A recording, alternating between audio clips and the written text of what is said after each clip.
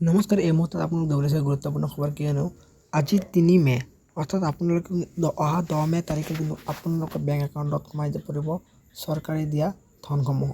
কাৰ একাউণ্টত চৰকাৰী ধন সোমাব আপোনালোকে জানিবলৈ হ'লে ভিডিঅ' স্কিপ নকৰি ষ্টেপ বাই ষ্টেপ সম্পূৰ্ণ চাই থাকক। আৰু যদি আপোনাৰ চেনেলটো নতুন চেনেলটো ছাবস্ক্ৰাইব কৰি বেলেগত প্ৰেছ কৰি ৰাখক কিয়নো নতুন ইনফৰ্মেটিভ ভিডিঅ'বিলাক সকলোৰে আগত চাবৰ কাৰণে। অহা 10 মে তাৰিখে কিন্তু আপোনালোকৰ সকলোৰে বেংক একাউণ্টত সোমাব ধন। আপোনালোকে যদি ভিডিঅ'টো নাচায় তেতিয়াহ'লে আপোনালোকে গম নাপাব আপোনালোকৰ টকাত সোমাব নে নাই। তো আপোনালোকে ভিডিঅ'টো শেষলৈ চাই থাকক। ইয়াত চাওক যে পে'মেণ্ট ৰিলিজ অন 10 এপ্ৰিল 10 তাৰিখ 5 মাৰ্চ 2020। তাৰপিছত চাওক যে 10 মে তাৰিখে অসমৰ সাধাৰণ মানুহৰ কাৰণে আহি গ'ল ভাল খবৰ। অসম চৰকাৰৰ ডাঙৰ ঘোষণা আহি গ'ল 10 তাৰিখ। অসমত দৰিদ্ৰ সীমাৰেখাৰ তলত বসবাস কৰা মানুহৰ বেংক একাউণ্টত সোমাই পৰিব চৰকাৰী ধন। অসম চৰকাৰে 500 টকাৰ পৰা আৰম্ভ কৰি 1250 টকালৈকে অসমৰ সাধাৰণ দৰিদ্ৰ মানুহৰ বেংক একাউণ্টত সোমাই দিব টকা। অসম চৰকাৰে শেহতীয়াভাৱে ঘোষণা কৰা অনুযায়ী অসমৰ আগৰ পৰা চলি অহা কেইখনমান আঁচনিৰ টকা অহা 10 তাৰিখে হিতাধিকাৰী বেংক একাউণ্টত সোমাই দিয়া হ'ব। ইয়াত কিন্তু কৈছে যে অসম চৰকাৰে শেহতীয়াভাৱে ঘোষণা কৰিছে যে আগৰ পৰা চলি অহা কেইখনমান আঁচনিৰ টকা কিন্তু অহা 10 মে তাৰিখে কিন্তু আপোনালোকৰ হিতাধিকাৰী বেংক একাউণ্টত কিন্তু সোমাই দিয়া হ'ব বুলি কৈছে।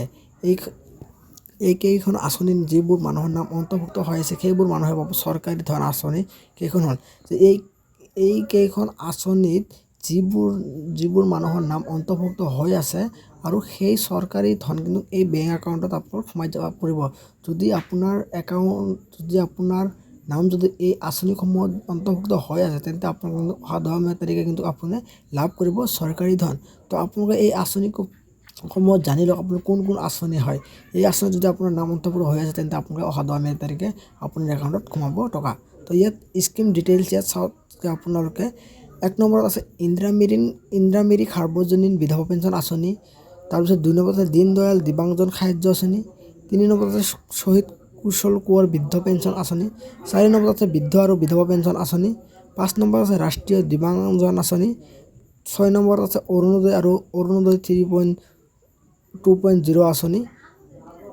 7 নম্বৰত আছে কিন্তু আপোনাৰ পঞ্চায়ত প্ৰতিনিধিসকল। আপোনালোকৰ অৰুণোদয় আৰু অৰুণোদয় 2.0 আঁচনিৰ টকা কিন্তু 10 মে তাৰিখে দিয়া হ'ব। তো আপোনালোকে কিন্তু এই কেইটা আঁচনিৰ টকা কিন্তু অহা 10 মে তাৰিখে কিন্তু আপোনালোকৰ বেংক একাউণ্টত সোমাই দিয়া হ'ব। যদি আপোনাৰ অৰুণোদয়ৰ নাম অন্তৰ্ভুক্ত হৈ আছে তেন্তে কিন্তু আপোনালোকে অহা 10 মে তাৰিখে কিন্তু আপোনাৰ একাউণ্টত টকা সোমাই পৰিব। তো আশা কৰোঁ আপোনাৰ ভিডিঅ'টো ভাল লাগে। যদি ভিডিঅ'টো লাইক কৰি ভিডিঅ' শ্বেয়াৰ কৰি দিয়ক। আৰু যদি আপোনাৰ নতুন তেতিয়াহ'লে ছাবস্ক্ৰাইব কৰি ভিডিঅ'টো প্ৰেছ কৰি ৰাখিব।